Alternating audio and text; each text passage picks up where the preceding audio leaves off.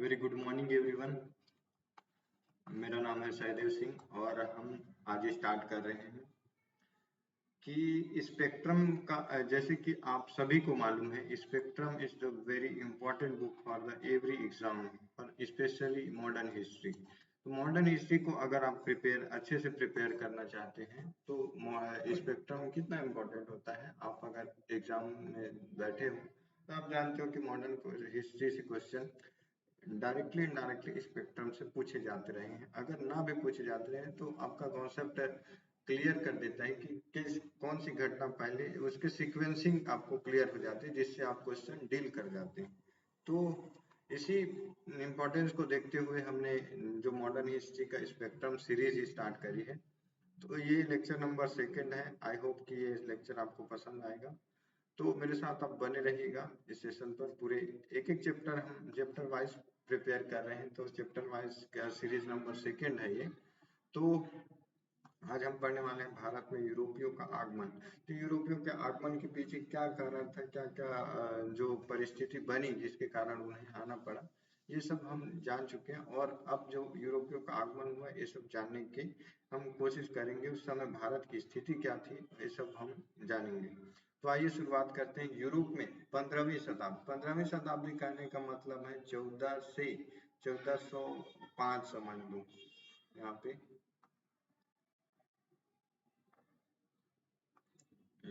1405 से लेकर 1499 तक, 1499 तक इसको बोलेंगे हम 15वीं शताब्दी से 19वीं शताब्दी। 19वीं शताब्दी कहने का मतलब है कि 1801 से लेकर 1899 तक को हम 19वीं शताब्दी कहते हैं। क्योंकि जो 1401 से लेकर 1499 ये 1500 की ओर जा रहे हैं, तो उसको 15वीं शताब्दी बोलेंगे।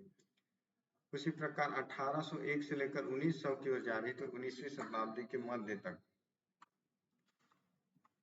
तो हम क्या है, 19वीं शताब्दी के मध्य तक आशातीत आर्थिक रूपांतरण हुआ।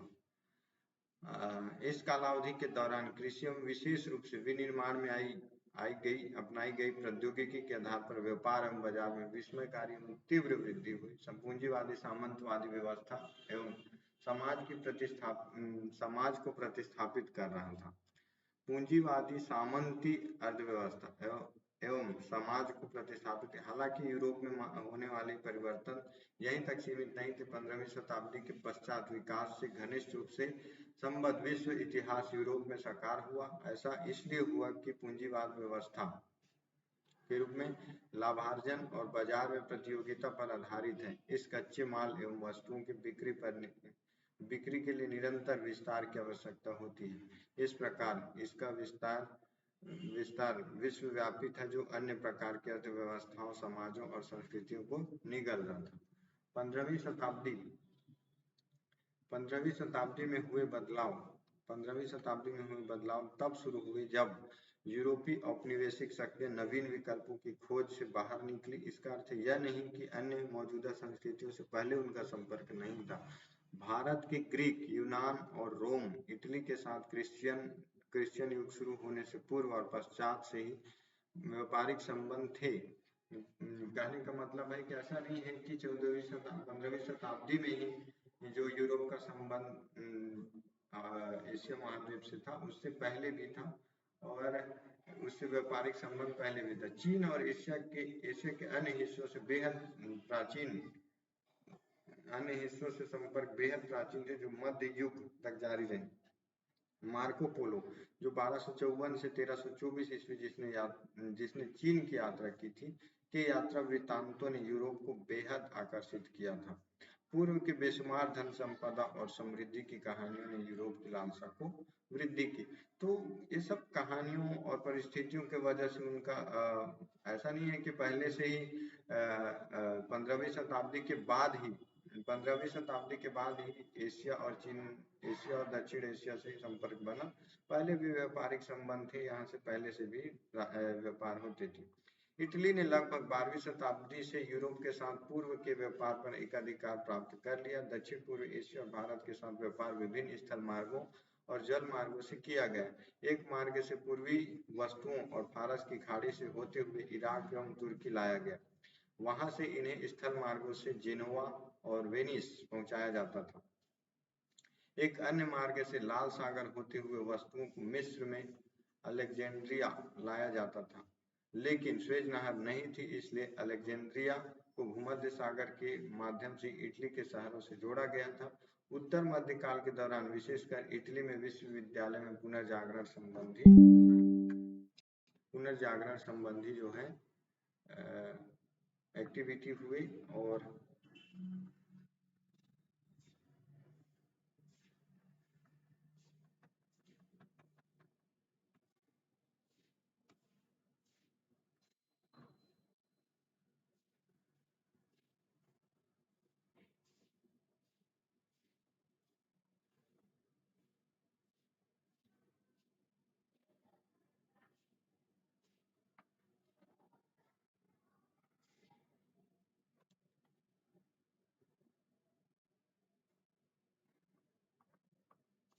विचारों का पुनर्जागरण संबंधी विचारों का प्रस्फुटन हुआ और 16वीं शताब्दी के दौरान साहित्य और विभिन्न कलाओं में इसकी स्पष्ट अभिव्यक्ति हुई। व्यापारियों, व्यवसायियों और बैंकरों के उदित हो रहे वर्ग से यूरोप के नवीन मध्य वर्ग का निर्माण हुआ। यह पुनर्जागरण और सुधार आंदोलन से बेहद प्रभावित हुआ। पुनर्जागरण के उद्गम स्थल इटली में व्यापारी 11वीं से 12वीं शताब्दी से ही यूरोपीय देशों के कलात्मक एवं विलासिता की वस्तु की आपूर्ति कर रहे थे। पुनर्जागरण के उद्गम स्थल इटली में व्यापारी पूर्व ही यूरोपीय देशों से कलात्मक और विलासिता की वस्तुओं से आपूर्ति कर रहे थे, जिससे वे बेहद संपन्न थे। इस प्रकार पूर्वी देशों के साथ इटली का व्यापार में वर्चस्व था और यूरोपीय देशों को सामान की खाड़ी आपूर्ति इटली द्वारा ही की जाती थी।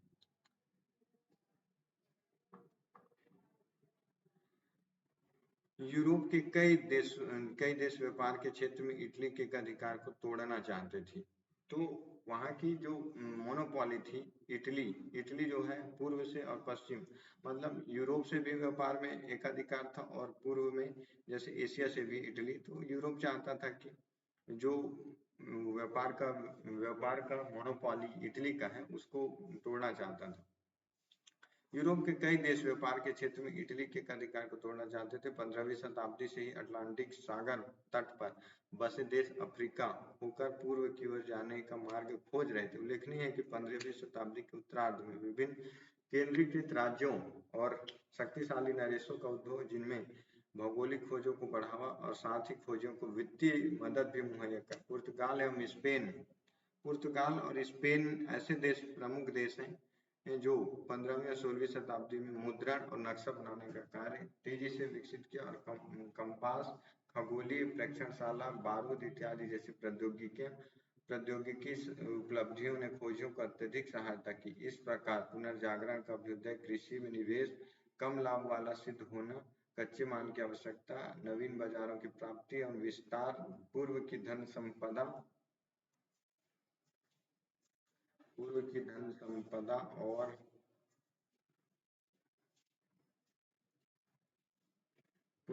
की धन संपदा का आकर्षण, ईसाई मत के प्रसार की उत्कृष्ट इच्छा एवं यूरोप में पुरातन व्यवस्था सामंतवाद के स्थान पर नवीन व्यवस्था पूंजीवाद के स्थापित होने के कारणों ने भारत में यूरोपीय औपनिवेशिक शक्तियों के आगमन का मार्ग प्रशस्त किया। अब समझते सबसे पहले जो यूरोपीय आए उनमें पुर्तगाली का नाम सबसे फर्स्ट आता है। तो पुर्तगाली थे कौन?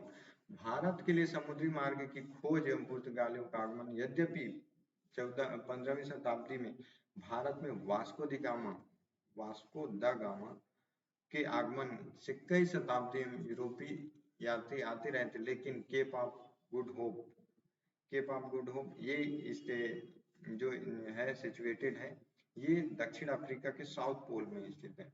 तो होकर वास्को डी गामा 17 मई 1498 को कालीकट पहुंचा, तो इसने भारतीय इतिहास की दिशा में गहरे रूप से प्रभावित किया। पश्चिम में अमेरिका के विपरीत पूरब में यूरोपीय शक्तियां सीधे उपनिवेशीकरण से शुरुआत नहीं कर सकी। ऐसा करने में कुछ समय लगा, लेकिन अपनी विकसित समुद्री शक्ति, तकनीकी एवं अस्त्र, समुद्र को उन्होंने समझा, समुद्री शक्ति को पहचाना। अगर हमें मोनोपोली लाना है, व्यापार में एकाधिकार चाहिए, तो सबसे पहले समुद्र पर एकाधिकार करना होगा। इस बात को पुर्तगाली भली भांति समझा और टेक्नोलॉजी और अस्त्र बारूद के कारण उन्होंने तीव्रता से समुद्री शक्ति के रूप में स्वयं को स्थापित किया और समुद्री व्यापार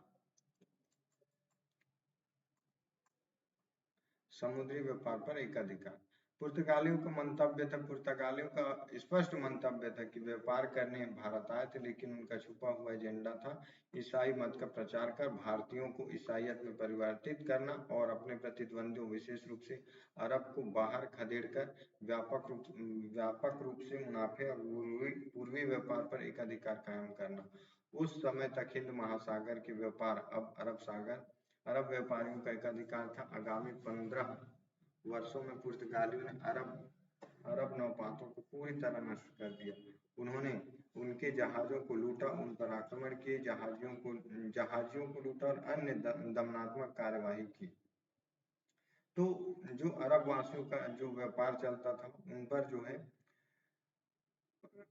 अरब वासियों का जो व्यापार चलता था समुद्रों को, उनके नावों को, उन जहाजियों को नष्ट कर दिया और उनको लूटा और अन्य दमनात्मक कार्यवाही भी की। पुर्तगालियों को सुदृढ़ स्थिति के परिप्रेक्ष्य में पुर्तगाल के शासक मैनुअल प्रथम ने 1501 में अरब फारस और भारत के साथ व्यापार का स्वयं को मौलिक घोषित कर दिया।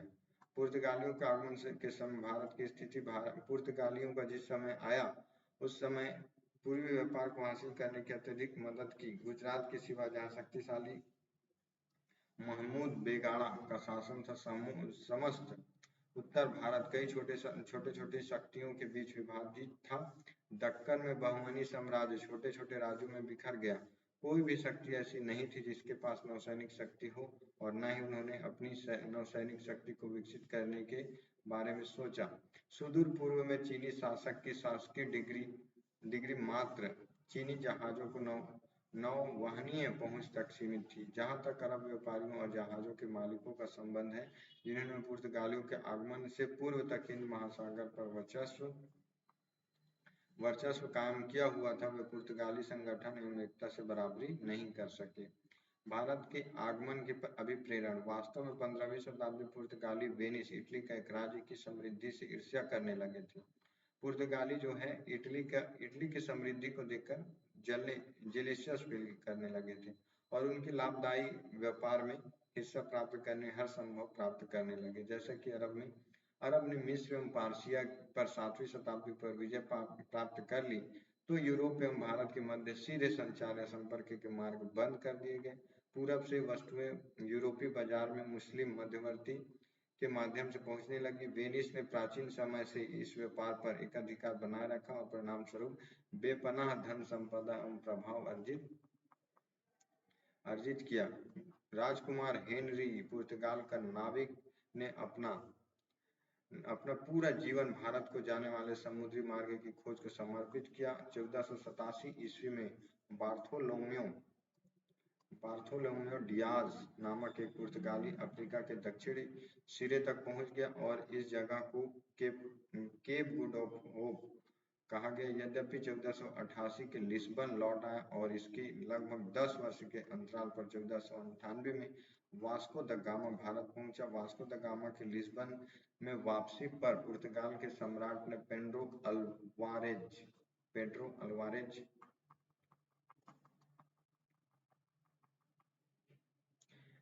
कैब्रेल ब्राजील की खोजी के नेतृत्व में बार्थोलोम्यो डियाज के साथ 13 जहाजों 1200 लोगों का एक अधिक बड़ा बेड़ा भेजा, लेकिन कैब्रेल के कालीकट में को परास्त करने के लिए अरबों से युद्ध करना पड़ा। कैब्रेल ने कोचीन और कालीकट में व्यापार सुरक्षित करने हेतु कालीकट छोड़ दिया। वह काफी बड़े मुनाफे से लिस्बन लौटा। पुर्तगाली और जमोरिन। वास्को द गामा अक्टूबर 1502 में कालीकट आदि व्यापार एवं विजय हेतु उसके नेतृत्व में बड़ा सुसज्जित बेड़ा भेजा गया। जमोरिन से उसके संबंध मित्रतापूर्ण नहीं थे। पूर्वी जमोरिन जमोरिन कहने का मतलब है कि भारत का राजा, सॉरी, पूर्वी समुद्र में विशिष्ट वाणिज्यिक प्रभुता हासिल करने की अपनी महत्वाकांक्षा के चलते पुर्तगालियों ने अपने अन्य देशों, विशेष रूप से अन्य व्यापारियों को व्यापार के लाभों से वंचित करना शुरू कर दिया, यहाँ तक कि उनका उत्पीड़न किया और पुर्तगाली पुर्तगाली एशिया के महत्वपूर्ण व्यापारिक स्थलों या अड्डों फतोरिया पर कब्जा स्थापित करके अपनी नौसेना की वर्चस्व को कायम रखना चाहते थे, उसके विकास करने के लिए कटिबद्ध थे। फितोरिया ऐसे व्यापारिक स्थल या अड्डे होते थे जहां से नौसैनिक बेड़े को सहायता प्रदान की जाती थी। पुर्तगालियों ने अपने पार समुद्री विस्तार के लिए विशेष रूप से अफ्रीकी तट पर इसी प्रकार के अड्डों का इस्तेमाल किया। कुछ ही दिनों में उन्हें आभास हुआ कि भारत में इन अड्डों पर कब्जा करना आसान नहीं होगा और इसलिए उन्हें संघर्ष करना पड़ेगा। कालीकट का हिंदू शासक जमोरिन जमोरिन जो कि हिंदू शासक था और भारत के केरल में कालीकट का शासक था। हालांकि पुर्तगालियों की मंशा से चिंतित नहीं था। जब जमोरिन ने अपने बंदरगाह से मुसलमान व्यापारियों को हटाने से मना कर दिया, तब पुर्तगालियों ने वहां गोलीबारी की। तत्पश्चात पुर्तगालियों ने बेहद चतुराई पूर्वक कोचीन और कालीकट की शत्रुता का लाभ उठाया। कोचीन के राजा के मालाबार क्षेत्र पर पहला किला बनाया। 1509 ईस्वी में पुर्तगालियों ने मिस्र के शासक मामूलक द्वारा भेजे गए जहाजी बेड़ा को पराजित कर द्वीप पर अधिकार जमा लिया। उन्होंने 1510 में गोवा पर अधिकार किया और अपना प्रशासनिक केंद्र बनाया। स्पेनिश सम्राट चार्ल्स पंचम द्वारा हिंद महासागर में अपने हितों को छोड़ने और सुदूर पूर्व में फिलीपींस तक अपने को सीमित रखने की घोषणा के पश्चात पुर्तगाली पूर्वी समुद्री क्षेत्रों में एक छत्र बादशाह हो गए और जिसे एस्तादो द इंडिया के नाम से जाना जाने लगा।